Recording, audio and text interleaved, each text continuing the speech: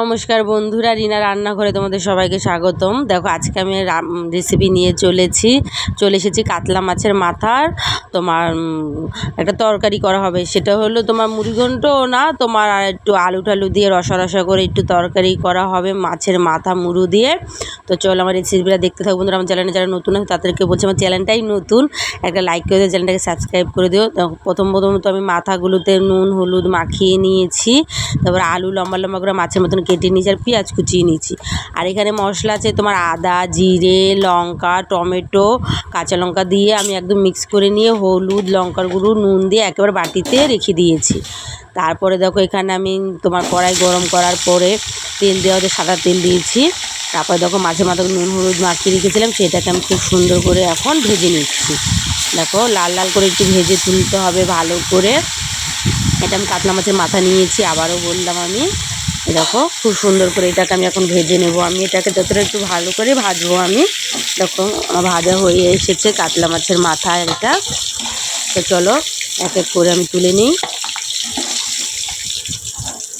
তারপর এরকম করে আমি সবগুলো মাথায় আমি ভেজে নিই চলো, কারণ অনেকটা সময় লাগবে, পুরোটা আমি তো দেখাতে পারবো না, অনেক বড় ভিডিও হয়ে যায়। বেশি বড় ভিডিও হয়ে গেলে বন্ধুরা দেখতে চায় না, কেটে কেটে দেখে। তো চলো মাথাটা ভেজে নিই, আবার তোমাদের কাছে আসছি। দেখো পুরোটা মাছের মাথা আমার ভাজা হয়ে গেছে। ভাজা হয়ে যাওয়ার পর আমি শিলনোড়া দিয়ে একটু হালকা করে ভেঙে চুড়ে নিচ্ছি আমি। এই ভাঙ্গা চুড়ার কারণটা হলো তোমার মাছের মাথাটা যখন তরকারিতে পড়বে তখন একটা খুব সুন্দর আঠা আঠা ভাব আসে, তেলের টুকরাটা মানে ছেড়ে যায় মাছের মাথার থেকে।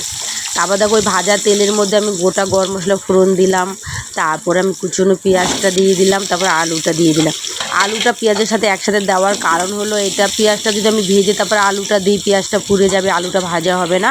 এই কারণে আমি দুটো একসাথে দিলাম, পেঁয়াজের সাথে সাথে তোমার আলুটা ভাজা হয়ে যাবে।